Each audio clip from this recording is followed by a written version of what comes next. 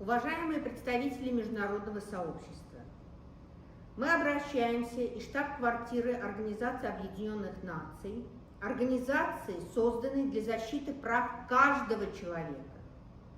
Сегодня мы говорим от имени народа Туркменистана, народа, которому отказано в свободе, справедливости и достоинстве. Тот факт, что Туркменистан официально обладает статусом постоянного нейтралитета, не дает режиму Бердымухамедова права использовать его как инструмент подавления. Нейтралитет – это не щит для диктатуры, это обязательство уважать международное право. Мы призываем вас обратить внимание на трагедии, происходящие в нашей стране. Джамал Базарова, женщина, униженная, раздавленная репрессиями. Ее дети остались без матери. Ее честность стала угрозой для режима. Умида Бекджанова находится под угрозой депортации и смерти. Ее нельзя отдать в руки тех, кто систематически против своих граждан. Алишер Сахатов и Абдулла Урусов также находятся в депортационных лагерях Турции. Сотни молодых людей, в том числе Фархад Дурдыев, Мирдан Мухамедов, пропали без вести. Их семьи молчат от страха, но мы не молчим. Мы требуем, чтобы организовали международное расследование исчезновений, санкции против лиц, ответственных за репрессии, поддержки граждан Туркменистана, борющихся за свободу. Народ Туркменистана жив, он помнит, он борется, и он имеет право на свободу, народ имеет право. Халкын Хакывар. Ну давайте тогда теперь передадим слово Гилдеке Аризову. Салам, hormatlı vatandaşlar. Здравствуйте, дорогие Türkmenistan. Şu an Birleşmiş Milletler Kuruması'na yürüyte orta koyulup maslahatlaşılan mesele şu türmedeki bir kanunçuluk. Hemen milletin şu tayda hak hukuklarının depelenmesi. Ne şu yankı ağlanan adamlar tutulup yurdun içine ak edilip yiğidiyanların yitirim etmesi ya da bir prokurorlar gel ve ne bir iş boyunca deyip çağırıyorlar Livap'ta bu Cemal Bazarvan'ı yiğidiyanların haramdan ağır başını edip zorla şeytirip onun boyu öldürüp şu an 9 yıla şunu karar çıkarttılar. Ödem kadiyet şu türmen içinde hanım bir kadiyetin bir nimeti yok mu var? Yürüt özcayı, o tayda seyredilmez modatlar, advokatlar yok mu? Şonlarla yerde bolup dur, tutulan adam, ol eyyem gırıvını anlan, ol kul, ol adam değil, hakam yok, hukukum yok.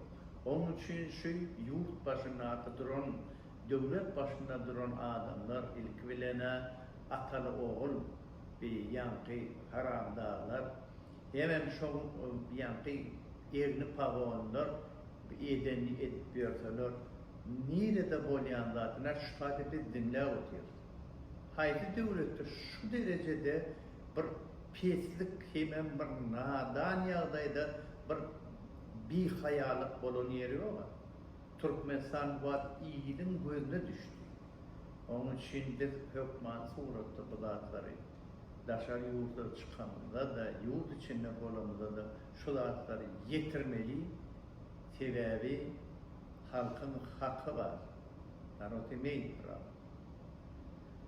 Теперь я хочу передать слово Ольге Чарыевой. Да, я сегодня хотела бы сказать несколько слов на русском языке. Надеюсь, хорошо слышно. Проблем Туркменистана нескончаемая. И моя тема сегодняшняя называется «С чего же начать?». Начать нужно с тюрем, который давит народ, втаптывает его в землю, Каждый второй человек болен. Раковые, почечные, гепатитные, сердечные заболевания, а также ВИЧ. Если обратиться в медицинское учреждение, то сталкиваешься не с врачами, которые лечат, а с теми, кто калечит. Поэтому начинать нужно с системы здравоохранения. Школы есть, но образования нет. Люди умеют только читать и писать, но не понимая. Высшего образования и преподавателей, способных обучать, нет. Поэтому реформы необходимо начинать с образовательной системы. Народ есть, но прав нет. Справедливости нет. От народа, запуганного тюрьмой ОВД-НДП, невозможно ожидать борьбы за свои права. Есть отдаленные населенные пункты, где живут забытый государством народ. В прямом смысле голодает. Чтобы поесть, нужно работать, но рабочих мест нет. Большинство населения, несмотря на то, что страна занимает 4-е место по природным ресурсам, вынуждена выезжать за границу, чтобы просто прокормиться. За границей они живут в условиях рабства. Этот народ, незащищенный своим государством, гибнет за границей по различным причинам. Его убивают. У молодого поколения, которому предстоит стать хозяином своей родины, вообще нет прав. Школы не дают знаний. А в Туркменистане насилие над детьми начинается именно со школы. Молодые парни, ушедшие в армию, возвращаются инвалидами. В мирной стране, где нет войны, они умирают. В Туркменистане тюрем больше, чем школ и больниц. Но из этих тюрем почти никто не возвращается живым. Те, кто осмеливается говорить правду, уничтожают в заключении. Теперь подумайте сами, с чего можно начинать перемены в первую очередь. Теперь хочу сказать пару слов о нашей Умиде Бекчановой. В настоящее время Умида Бекчанова, член Комитета национального спасения, находится под стражей в депортационном центре в Турции. Ее жизнь находится под серьезной угрозой. И существует реальный риск ее депортации в любой выходной день.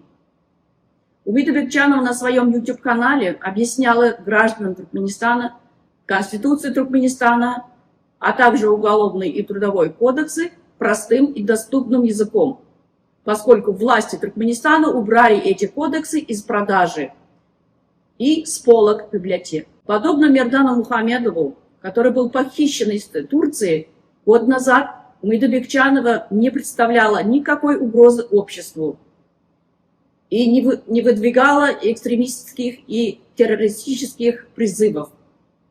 Находясь под стражей, Умида Бекчанова столкнулась с новой угрозой.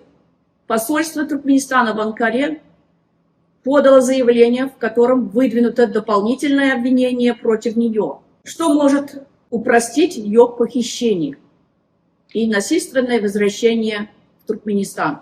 Из тюрьмы ОВД-НДП, куда попадают невинные люди, практически никто не выходит живым, за редким исключением. Организация Объединенных Наций должна обратить пристальное внимание на беззаконие и случаи похищения людей, происходящие за последние 3-4 года, и должны взять Туркменистан под международное наблюдение. А теперь я хочу прочитать вам то, что было публично обращено в СМИ от Министерства иностранных дел Туркменистана. Информация для СМИ. В связи с появлением в средствах массовой информации сообщений о введении частичного запрета на въезд граждан Туркменистана в Соединенные Штаты Америки, Министерство иностранных дел Туркменистана заявляет, что такое решение вызывает у туркменской стороны серьезное недоумение и обеспокоенность. Будучи нейтральным государством, трижды признанным таковым резолюциями Генеральной Ассамблеи ООН, Туркменистан строго соблюдает все международные нормы и правила в области миграции. С этой точки зрения опыт Туркменистана в практической реализации конвенций ООН, регулирующих правовые, социальные, гуманитарные и иные вопросы, сказанные с беженцами и лицами без гражданства, являются одним из передовых в мире. И это неоднократно отмечалось на различных международных форумах, проводимых под эгидой ООН и других авторитетных международных организаций. Одновременно с этим Туркменистан в соответствии с двухсторонними соглашениями эффективно решает вопросы въезда и выезда граждан на двусторонней основе в тесном сотрудничестве с зарубежными странами. Это позволяет осуществлять надлежащий контроль за соблюдением законодательства заинтересованных сторон. По глубокому убеждению туркменской стороны, подобные ограничительные меры вводятся в тех странах, где были допущены грубые нарушения закона иностранными гражданами. В этом контексте необходимо особо подчеркнуть, что граждане Туркменистана, выезжающие за границу, в том числе в Соединенные Штаты Америки, отличаются высоким уровнем соблюдения законов. Исходя из вышеизложенного, Министерство иностранных дел Туркменистана рассматривает упомянутое решение как поспешный шаг, не учитывающий высокие результаты двухстороннего туркмено-американского сотрудничества по широкому спектру направлений, а также его нынешнюю позитивную динамику, включая достижения в такой важной сфере, как миграционная политика. И внизу написано Министерство иностранных дел Туркменистана. Теперь я хочу сказать, если Туркменистан соблюдает все нормы, все законы в области миграции, почему же наши граждане похищаются незаконно?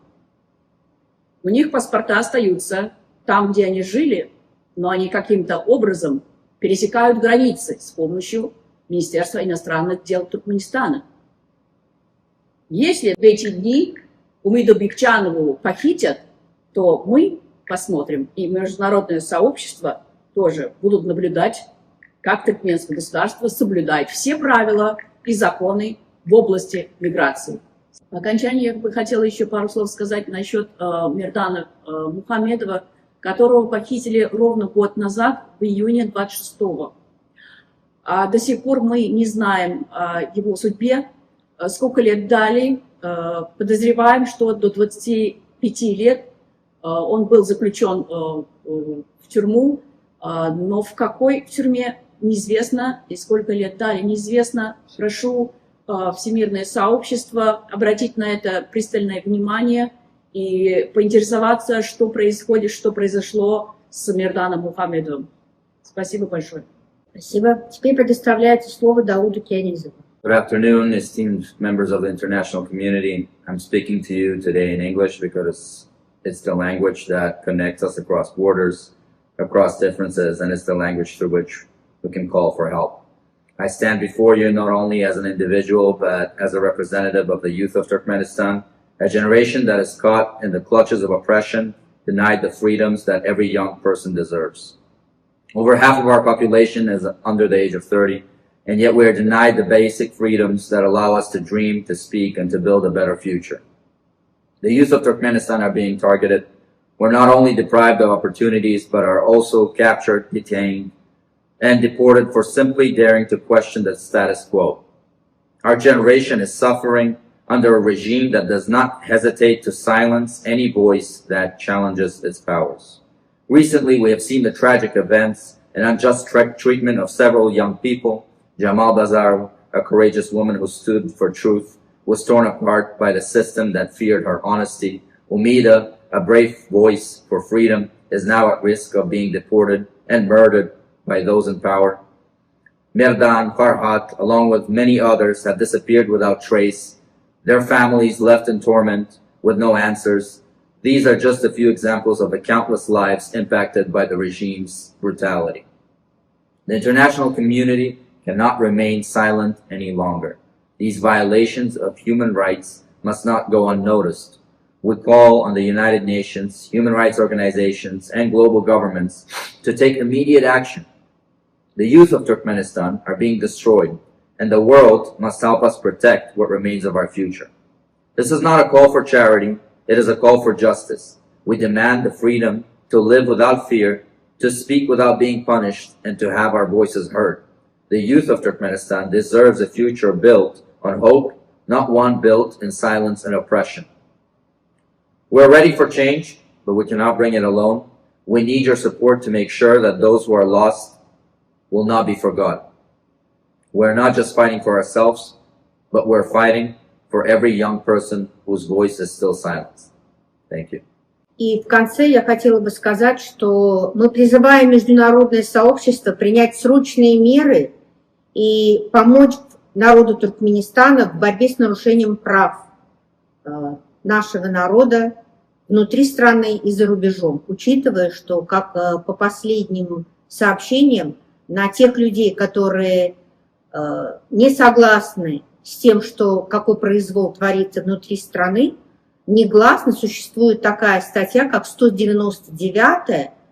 Эта статья говорит о запрете давать информацию правозащитникам в зарубежных странах, находящимся в зарубежной стране. То есть это просто беспрецедентное такое поведение со стороны властей. Поэтому, заканчивая нашу сессию, мы благодарим и надеемся, что нас услышат. Спасибо.